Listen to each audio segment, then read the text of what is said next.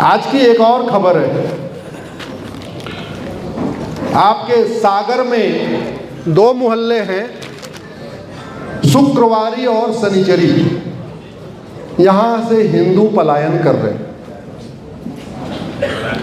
हिंदुस्तान के मध्य प्रदेश से, मध्य प्रदेश के सागर से हिंदू पलायन कर रहे हैं। सागर के डीएम हिंदू, सागर के कलेक्टर हिंदू, सागर के कप्तान हिंदू, सागर के डिस्ट्रिक्ट जज हिंदू, मध्य प्रदेश के मुख्यमंत्री हिंदू, राज्यपाल हिंदू, हाई कोर्ट के जज हिंदू, भारत के राष्ट्रपति उपराष्ट्रपति हिंदू, भारत के सीजीआई हिंदू, सब हिंदू।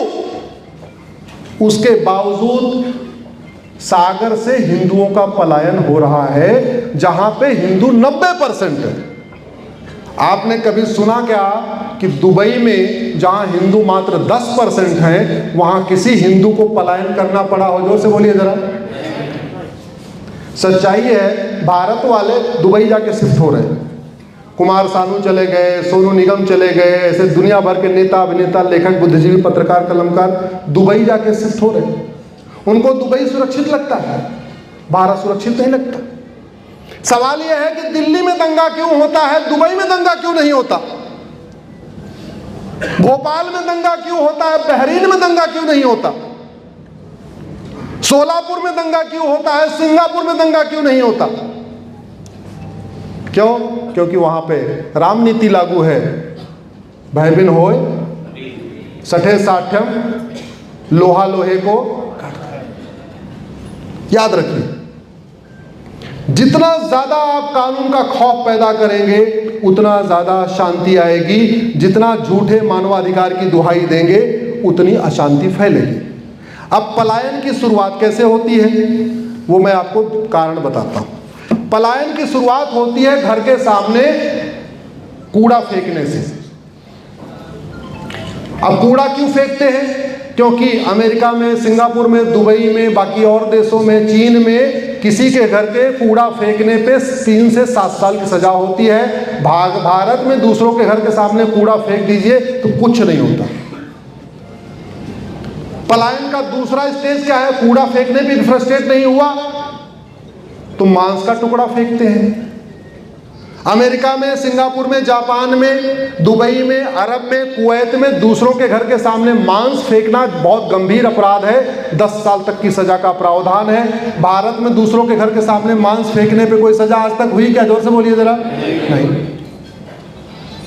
तीसरी कहां से? कूड़ा फेंक लिया, नहीं भाग रहे, मांस का टुकड़ा फेंका, नहीं भागे। अब तीसरा स्टेज आया, आते जाते बेटी के सामने फब्ती कसी जाएगी, बेटी को अश्लील इशारे किए जाएंगे, बेटी के सामने उल्टे सीधे अश्लील गाने गाए जाएंगे, बेटी के साथ छेड़छाड़ नहीं करेंगे, लेकिन जो कुछ दूर से कर सकते हैं वो सब करेंगे। क्यों? क्योंकि ऐसा करना भारत में पहली बात तो बहुत सामान्य अपराध है, लेकिन उसको सजा दिलाने में बेटी को 25 साल लग जाएंगे। तो बेटी बेचारी सुनती रहती है, बर्दाश्त करती रहती है, कान बंद करके आती जाती रहती। उससे भी नहीं पलायन शुरू हुआ, अब बेटी का हाथ पकड़ा जाएगा, अब बेटी का हाथ पकड़ा जाएगा। कुछ और भी अश्लील हरकतें की जा सकती है। तो ये अश्लील हरकत करने पे सिंगापुर में 6 महीने के अंदर 10 साल की सजा हो जाती है। भारत में तो एफआईआर करके जांच भी 6 महीने पूरी नहीं होती, तारीख पे तारीख। और वहां तो डिस्ट्रिक्ट कोर्ट ने सजा दे दिया तो हो दिया, वहां हाई कोर्ट सुप्रीम कोर्ट आप नहीं जा सकते। वहां हाई कोर्ट सुप्रीम कोर्ट कब जाएंगे उसका एक पूरी गाइडलाइन है। यहां तो आपको सजा भी हो गई तो पहले 10-20 साल उसको हाई कोर्ट में, डिस्ट्रिक्ट कोर्ट में लड़ाओ, फिर हो गए तो उसको हाई कोर्ट ले जाओ, फिर ले जाओ तो उसको सुप्रीम कोर्ट ले जाओ। बेटी सोच रही होगी शादी का टाइम है, शादी करना है, माँ बाप सोच रहा होगा शादी करना, यार इसी में लड़ते रहेंगे तो बेटी की शादी कब करेंगे? तो यहां पे जो नियम कानून है, जो सिस्टम है, वो खौफ नहीं पैदा कर रहा।